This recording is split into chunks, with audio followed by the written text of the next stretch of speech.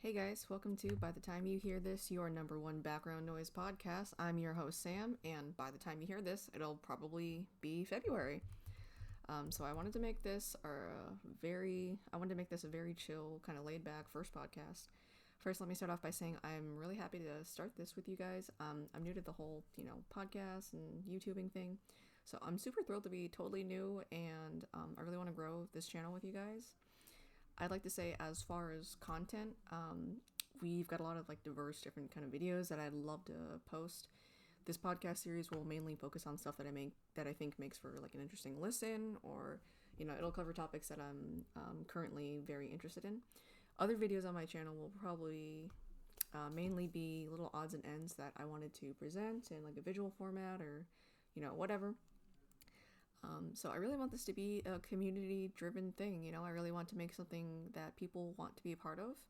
That being said, let me know what topics you'd like to cover and what are some things you'd like to hear me discuss. So today we only have one segment. Normally I'd like to do three, but we only had time for one, and I figure maybe a little bit shorter, maybe a little bit of a shorter podcast would, be a little bit more enticing to kind of break into what I want to discuss. And our topic today is what makes a movie award worthy. So, it's award season, as we all know. Everyone knows all the films that came out last year. They're all, getting pitted against each other, see who's going to win what. The Oscars are about a week away. I believe it's February 9th or 8th. So, that gives us a little bit more than a week to catch up on films, see the ones that are all nominated before we start guessing who's going to win what. Which of our favorites made it, which didn't. But I think it brings up a great topic about, like what makes a film award worthy. Some people say it's, all about the camera work and the cinematography, and some say it's about like, the acting or the directing or the writing. Personally, I feel like it's, all of this. And, that's a very controversial opinion, but I think part of the appeal for movies for me is being able to incorporate all of these things into like one cohesive whole, and I feel like that's very hard to do because I personally I feel like in some movies like it's more about all like the art direction. I feel like Marvel is a great example of that. Their art direction is like really solid, really awesome, but when you start kind of breaking down the plot and everything, it's kind of, it's like whatever, the writing is fine, but it's not like great. Same thing with the actors, like the actors in some movies, like they're good, but it's kind of just that. It's like it's just good. It's not phenomenal or anything. Likewise, some of the movies are very interesting writing wise. I think the Coen brothers are a great example of that. Their dialogue and just like the nuances of everything that happens on the screen is, I don't know. I love like putting on their films and just like watching it all the way through. Because it's just so, I don't know. It's just interesting to listen to. But then again, you could argue that like, well, some of their shots are kind of like bland, or it kind of all blurs together. You're kind of just waiting, to get to the next thing of dialogue to see like what happens.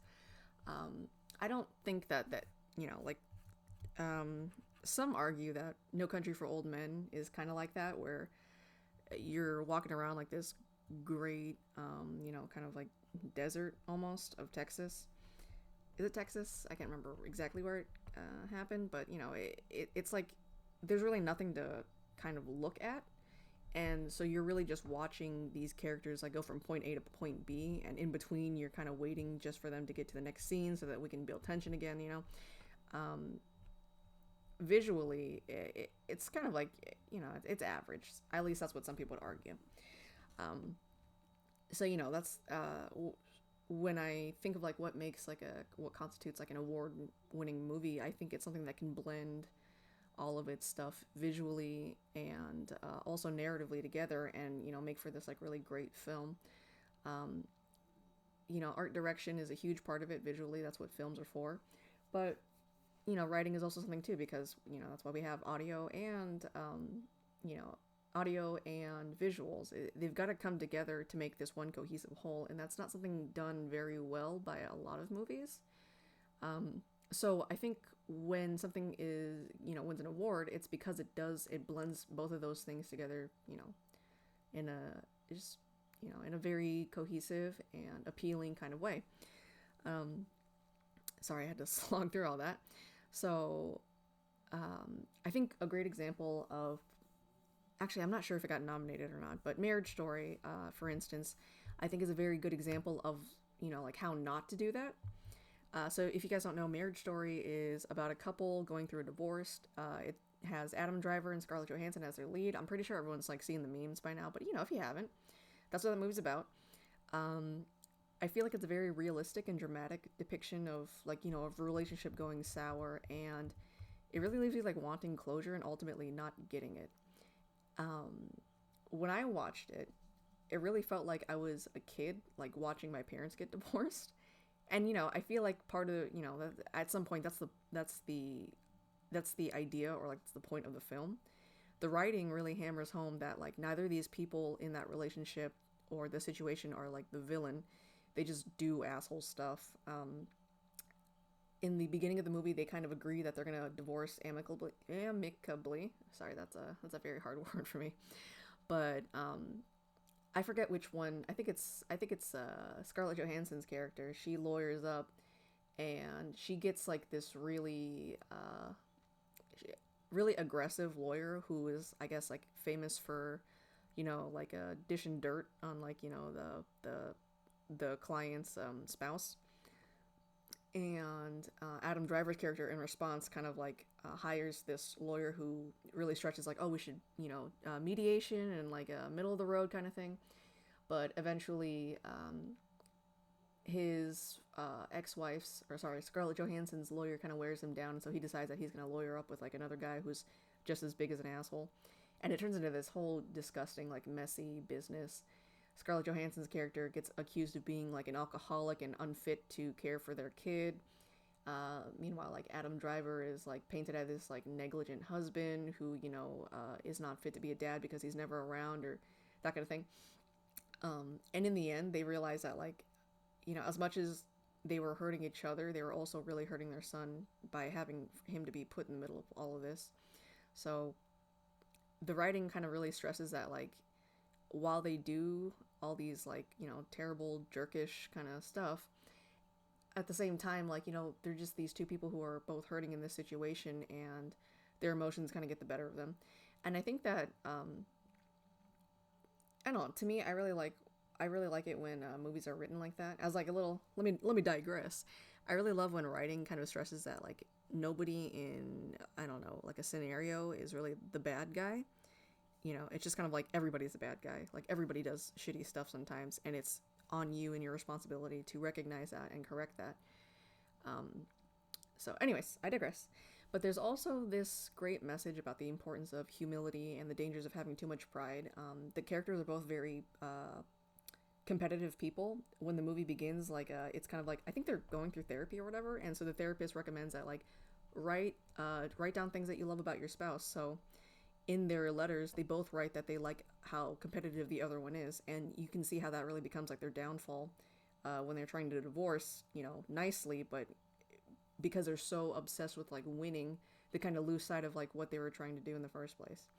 And then there's also this great message about, like sometimes you can't be a couple, but you can always be a family. And in the end, they kind of do resolve it.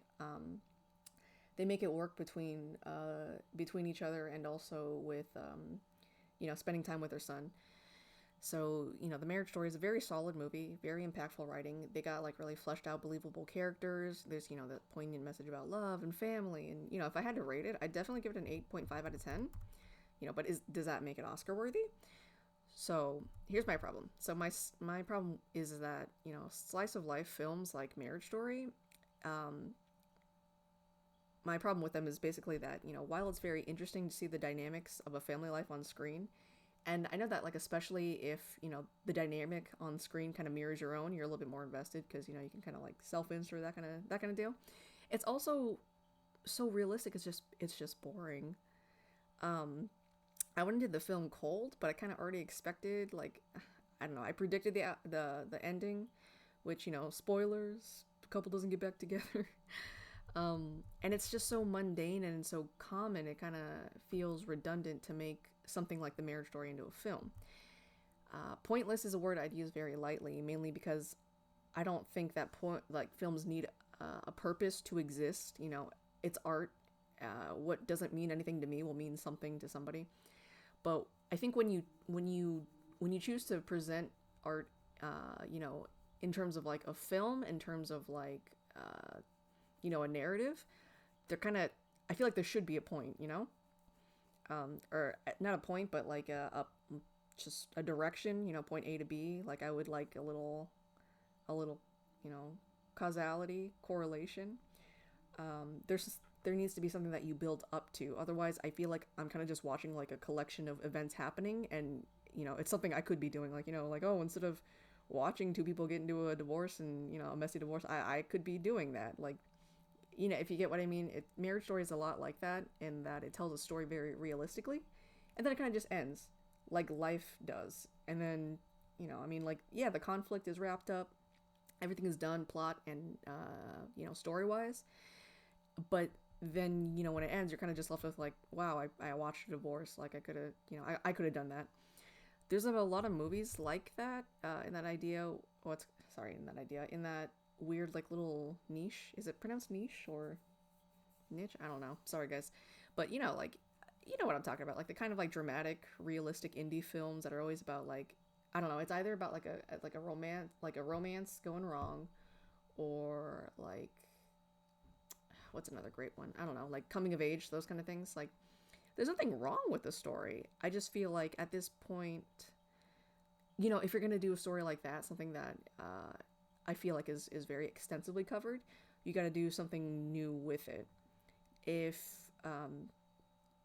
yeah, you know, so I feel like new narratives are very hard to do. If you want to say in like original in the most black and white terms, I don't think anything is really original or new anymore, and that's not a bad thing. Like, what it really means is that at some point you're gonna see a movie and you're gonna kind of know how it, like, you know, how it goes down because you've seen similar themes and archetypes you've seen before.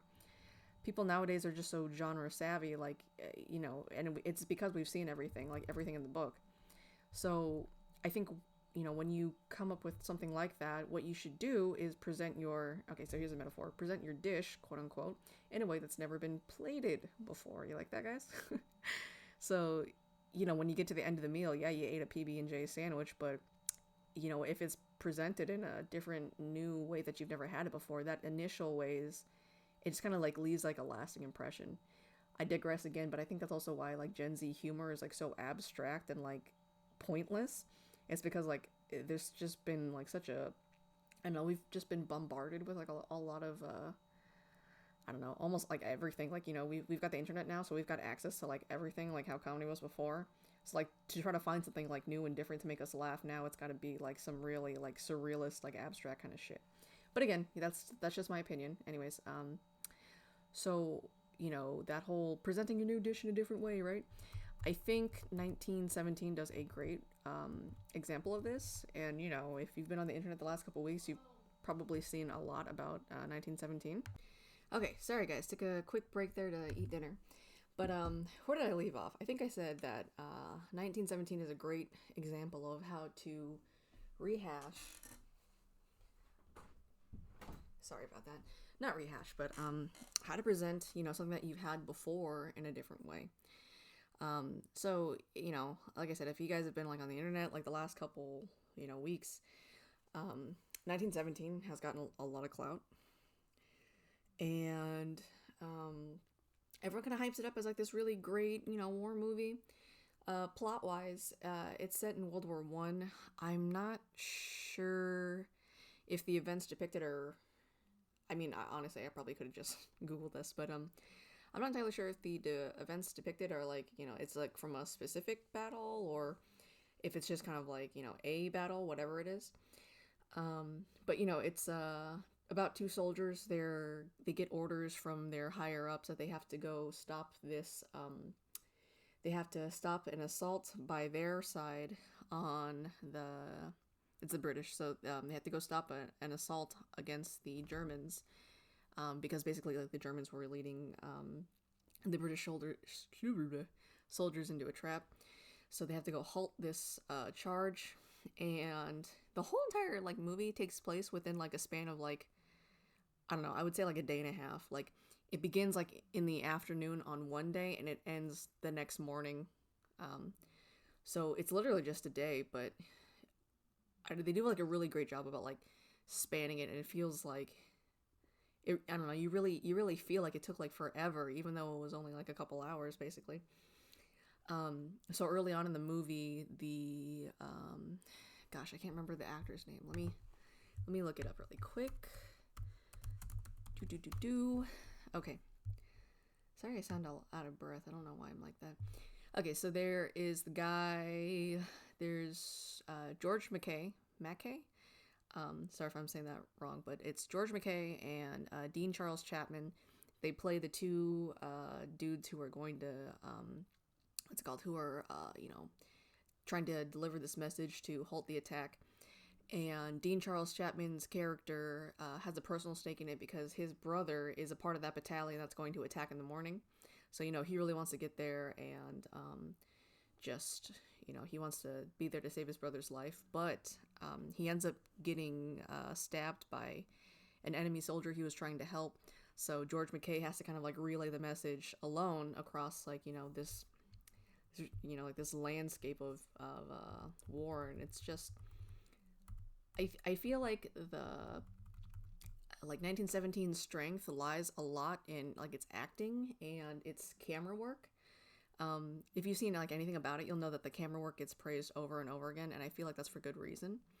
So the plot is like, to me, it's not really anything new or different. It's kind of like that, like, Saving Private Ryan or Dunkirk. Well, Dunkirk was a little bit different, but like soldier gets kind of like tasked to do something, the something goes wrong, the soldier has to survive, that kind of thing. It's that kind of plot. But I think what makes it super interesting is that they present it from a different perspective. So the camera is like from his level of vision and his point of view. Not that it's like first person, but it's like everything takes place on the ground basically, and it happens all in one take. So it's as if like you're there, kind of experiencing it how he's experiencing it. I feel like a lot of war movies focus on like these really large kind of sweeping landscapes to show the audience like the level of devastation and the scope of the battlefields, and it creates like this sense of like desolation and grandeur, and it's in an attempt to make the audience feel like small against like all this mayhem that's going on. 1917 does that. It does the same thing, but it does it from a ground level, and it kind of like really personalizes like the experience of what it would be like, of an idea of what it was like going through this mission with George Mackay's character. And it really makes you feel small against all these like large set pieces or all these like very like intricate pieces, especially like when they go through the town in the middle of the movie, or like all the deserted fields that are all bombed out and everything. So what I really like is that 1917 takes like that run-of-the-mill war movie and it presents it from a different perspective. In this case, whereas war movies are, all about like the landscapes and like all about, really magnifying what was going on, 1917 is all about what it's like to be like an actual soldier on that field. And the camera work, actually, I was watching some of the behind the scenes. It's really impressive. There's just one scene where George Mackay's character is running through this town. I forgot what it's called. I forgot, but like they're in France, so he's running through like this French like little village, and it's already been at this point it's already been I was about to say colonized. I'm sorry, that's not the right word. It's already been taken over by the German troops, so they're kind of just occupying. There you go. That's what I was trying to find. Occupying, not colonize. Occupying that village, so they're all kind of just sitting around there, and it's at night. I forget what. Or maybe well, anyways, like there's like a slow scene where like he hold on, let me back up a little bit more. So he meets like this, George Mackay's character meets up with like this convoy of a different British like battalion, and they basically like give him a ride into the town, but they say that like they come to like a little like roadblock, and they're just like, oh well, our trucks can't get over that, so they just drop him off there, and he makes it alone.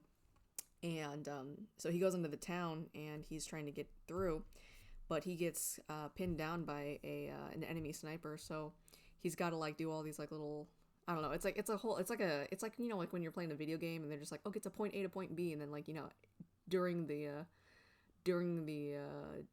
journey to point A and point B, all this other crap happens. It's like a side mission that basically happens. So he's gonna now like take out like the enemy sniper. So he does that, but not without getting shot, like in the shoulder, or maybe the shot was a little dark because I don't think that they filmed it all with natural light, but it kind of felt like that. So because eventually like the sun starts to set, and by the time he gets up to the room where the sniper was, you kind of can't really see because it's so dark already. Um, at least like the shadows in the room makes it like dark enough so that you can't really like see what the soldier is kind of like doing. But either he gets shot in the shoulder, or he gets like or the bullet kind of bounces off his helmet. But George McKay kills the other guy, but falls down the stairs, hits his head, and it knocks him out cold. And I think like that's the only cut like that's obvious, because the whole screen kind of like fades to black, and then when it fades back up again, he's awake and he's doing his thing. But yeah, that happens. So he's like disoriented and he's stumbling around town, and it's like this great like, I don't know, this great scene because like everything is like, the sky is like red, like, and everything's kind of just like engulfed in like flames, and you're thinking that it's like, you can hear like explosions off in the distance. It's just, it's a very cinematic like shot. So then he meets like this French woman who helps him hide from like a soldier, and they have this like really great quiet moment where he's like talking to the baby, and like he's asking her all these like different questions, like like, what's the baby's name? And the French girl's like, I don't know. And then he's like, oh well, who's the baby's mom? And she's like, I don't know. And for some reason that was really like, I don't know, that was really like poignant to me. I feel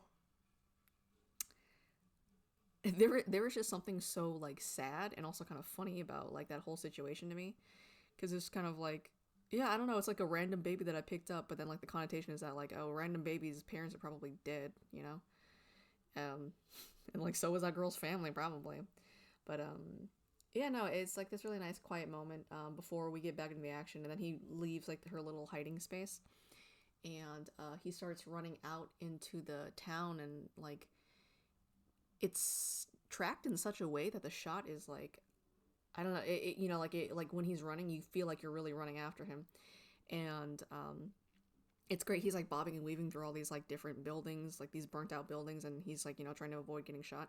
And how they filmed that was actually they stuck like a steady cam. I think it's a steady cam. They stuck a steady cam on the side of like this little motorcycle, and so the motorcycle just drove, and it was just tracking him like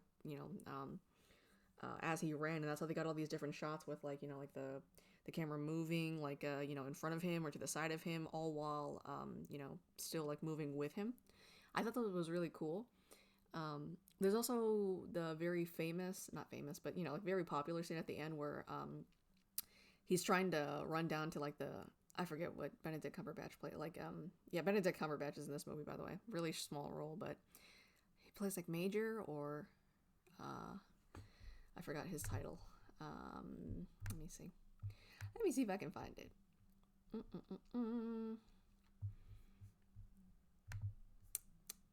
Sorry, I'm checking IMDb right now. All right. Where is he? Benedict Cumberbatch, where are you, sir? You guys ever tried like saying Benedict Cumberbatch's name to the tune of Another One Bites the Dust? Benedict Cumberbatch. Boom, boom, boom. Benedict Cumberbatch. Oh, okay, here it is. Yeah, so he plays Colonel Mackenzie. There you go. And basically by the time like George McKay's character gets down to where he's supposed to be, like the trench where the battalion's all set up, he's kind of late, because I think that the assault was supposed to go on like first thing in the morning or whatever. So when he gets there, it's already like mid-morning, so they're already kind of like, they're already into whatever they're doing. So he's got to like rush down to Colonel McKay's like little dugout or whatever, and like tell him to call off the what is it, the second wave of soldiers, something like that. And like you pan up, like they pan up from where George McKay character is standing, and you see it's like this really long single file line of like the trenches like all the way down, and you're just thinking to yourself like, oh fuck, like he's never gonna get through that, and so he realizes that too, and so what he ends up doing is he climbs over the trench and then just gets right onto the field. And it's like, I don't know, like I really love like the beginning of that scene because like at this point like it's just he's just going off of like cold determination, like he's totally like in the zone, and another officer behind him is just like, you're not gonna get that, you're not gonna get through that way, Lance Corporal, and he's just like totally like out of it. So he gets up above the trench onto the field, and that's where they're sending all the guys. They send them up and over, or like I think that's actually where that term over the top originated. I always thought it was like circus connotation. I don't know. Anyways, sorry, I'm getting off track, but he starts running across the field, and as he's running, like to get down to Colonel Mackenzie's dugout, he like they send over the second wave of soldiers, and they're all running, and they're like they're running over the top of the trench and running out onto the field, and like he gets hit and like he falls and he stumbles. He gets hit a couple times by some people coming over the top of the trench, and like in the background there's like explosions happening. And again, it's that great tracking. I don't think that's the right term, but it's that great tracking shot where he's running at the camera. So while like things are just blown up behind him, and what's it called? And he's just getting knocked down by all these other dudes. It's just, I don't know. It's very. I don't know if it was choreographed or maybe that's just like some fun accident, but like it was just, I don't know. It was just great. It was just visually interesting to see, and also so stylistic. And how they got that shot is actually like it's a similar thing. Like they just had the camera hanging off of like a truck, and then they just drove the truck, and he had to run after the camera basically. But such a simple technique and yet such an effective shot. I thought that was like one of the highlights of the movie. Like when I think of like 1917, I think of that imagery. So yeah, so if you wanted a spoiler at the end, he does end up delivering his message. They call off the attack, but there's also kind of this like little poignant thing about like sorry, I throw the word poignant around a lot. I like saying it. But like Colonel Mackenzie kind of just expresses this, I don't know, this disdain for like orders from like the higher up, because apparently they've been waiting like since forever to launch this attack, and now he's just like, damn it, I thought today was the day that we were going to change things, and here I am being told no. He's just like, I don't know, it's just like this great kind of, for me, like it really highlighted like I guess like the pointlessness that people can sometimes feel,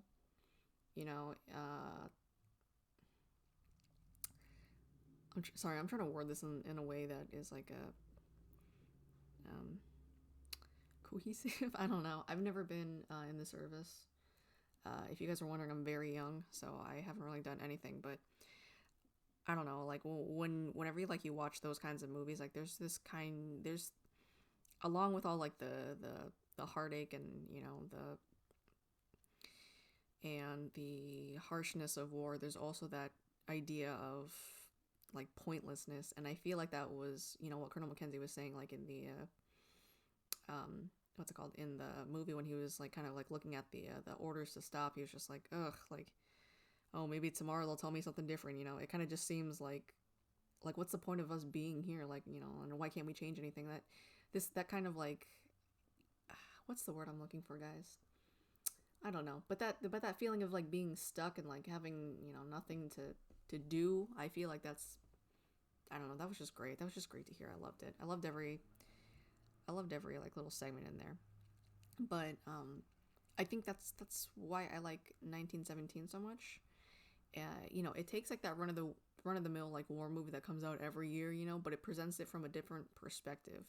Acting wise, I think that everybody's acting is pretty average. I mean, there's not really a lot of talking. There's a lot of talking at the beginning of the movie, and then a little bit towards the middle when George McKay meets that French girl, and then at the end. But most of it, it's really physical, a lot of physical acting. So the physical acting is great, and the speaking acting is like, it's like it's whatever. Like that's not really what you focus on when you go to watch this movie. But everything else, it's like, I don't know, it's really great. I would say it's really nice to look at. And more often I don't know, I think at some point you could argue that the camera does the acting for, like, is an actor, just of like how it moves and how it captures like a scene, and how it like, just how it looks and how it tracks everything. Like there was this another great scene like right before he gets to the trenches, where he's got to call off the attacks. He jumps into a river, and like the river kind of drags him down a waterfall. He falls off the waterfall, hits the water, and he comes back up, but he's kind of just like floating. Like he gets to like a little like creek kind of thing, so the water kind of gets a little bit more calmer, and he's just floating on his back. And there's like the imagery of like the cherry blossoms kind of like falling in the water and falling on top of him. And he just floats and floats and floats, and then he hits this like little dam. And at the end of the dam it's where all these like bodies of like dead soldiers are kind of piled up, and he's got to like crawl over all the dead people just floating in the water and drag himself up. And oh my god, like I don't know, like it's got such great imagery. I mean, and I wouldn't sit here and overanalyze too much, but some of those shots I feel like are very, I don't know, like I feel like sometimes like they're a reference to like literature, and other times like it's just like a visually interesting shot, whatever. But when I was watching him like crawl over like the bodies on the water, that kind of reminded me of like the river Styx, in like a Greek like mythology. It's just all the souls in the river Styx. So I just thought that was really cool. Yeah, but to me, 1917 definitely deserves an award. Now, another great question to ask is, does it deserve multiple awards? And does it deserve like best film of the year? I think definitely it needs an award for cinematography or some kind of camera work or editing, because I think on a technical level that movie is very good. Writing, acting, all that kind of crap. The other stuff, I don't know. I feel like there were better movies this year, and I feel like I said this last year and the year before that, and like every year since 2016. But like the acting in a lot of movies are kind of just like meh. Like I've never seen a movie that really like gripped me acting wise. That being said, like we've had a lot of visually interesting movies, like I don't know.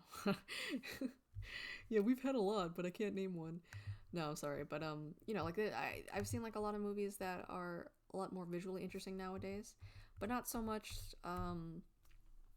acting wise. I don't think. I'm trying to think of one that really. I mean, I maybe, well, I'm a lot biased actually, but I really liked La La Land. I thought the acting in that one was good. It kind of had to be. It was a movie about acting and about old Hollywood, and what it means to chase your dreams and all that kind of crap.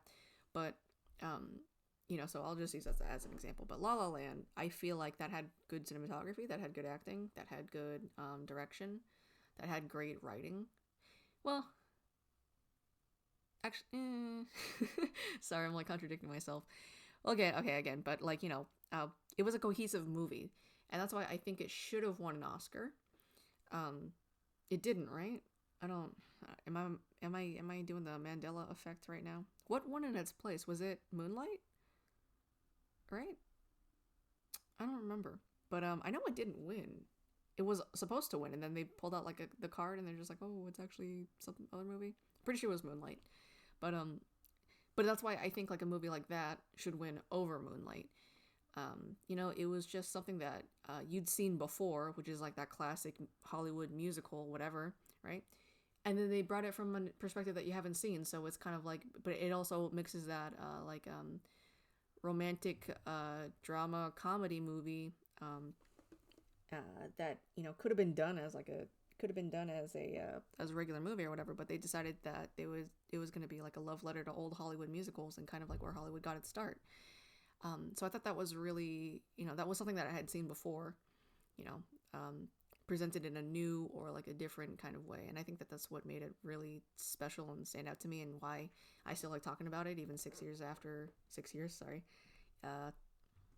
What's 10 minus 6? 4 years after it came out. So just to reiterate, what makes it a film award worthy is by taking something you've seen before and making it feel new. And so, like I was saying, 1917 does that for me for war movies. I think that we should have more movies that do that.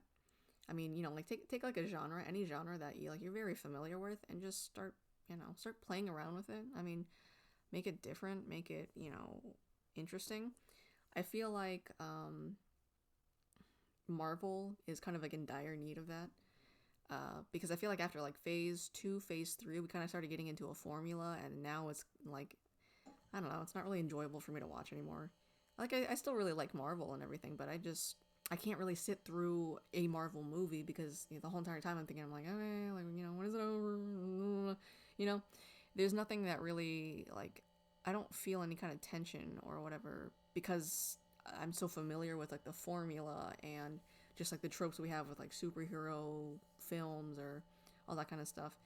I don't feel like I'm particularly invested, mainly because it's something that I've been through before.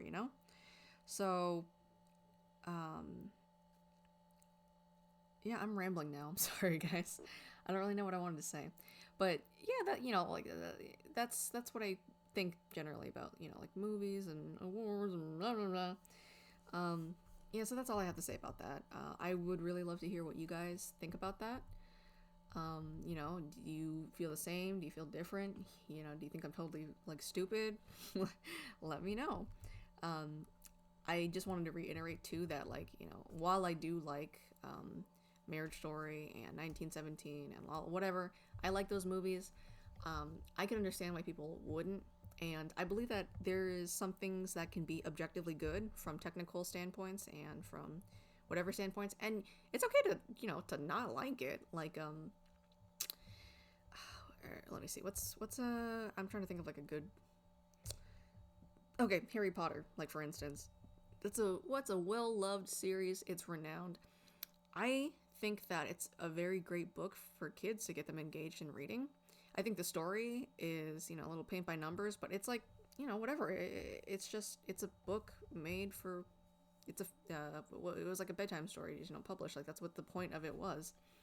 And I think that, no matter how you feel about it from a technical standpoint, I think it's a very, just solid piece of literature. But I don't really like it. I don't really like, I don't like reading it, and I don't like watching it. And I don't like. But that being said, I still think it's good. I just don't think that, I just don't like it. I don't know what's a more clear example.